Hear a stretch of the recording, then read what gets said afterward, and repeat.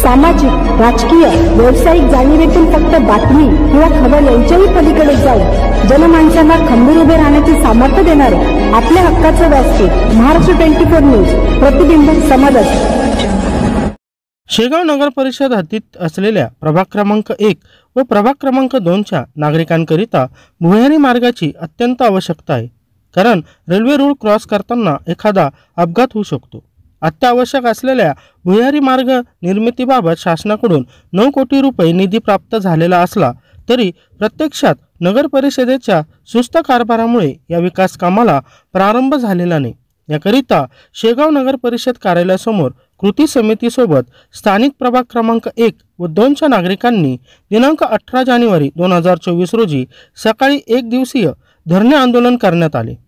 सदर भुयारी मार्गाचे कामासाठी निधी उपलब्ध असून नगर परिषदेच्या सुस्त कारभारामुळे 6 महिने उलटून गेलेले असताना नकाशाला मंजुरी आलेली नाही। महाराष्ट्र 24 न्यूजसाठी प्रतिनिधी संजय सुरवाडे। प्रभाग 1 व प्रभाग 2च्या नागरिकांसाठी भुयारी मार्गाची नितांत आवश्यकता आहे, कारण रेल्वे क्रॉस करत असताना एखादा अपघात वगैरे होऊ शकतो।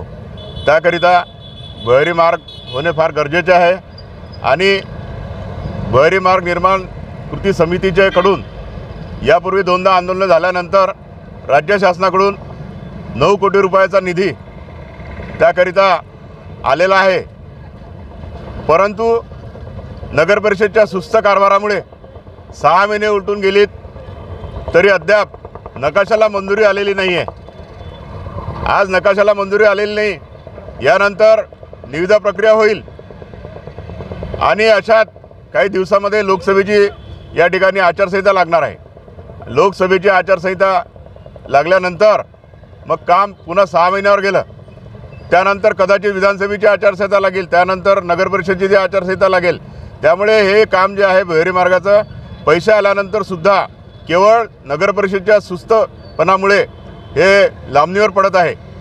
आज या ठिकाणी आम्ही धरणे आंदोलन देत आहोत आणि प्रशासनाला इशारा देत आहोत की हे लोकसभेची जी आचारसंहिता आहे तत्पूर्वी निविदा प्रक्रिया होऊन कामाचा आदेश हा संबंधित कंत्राटदाराला देण्यात यावा। जर असं झालं नाही तर आम्ही तीव्र आंदोलन छेडू, हा इशारा आम्ही आज नगर परिषदेला या माध्यमातून देत आहे।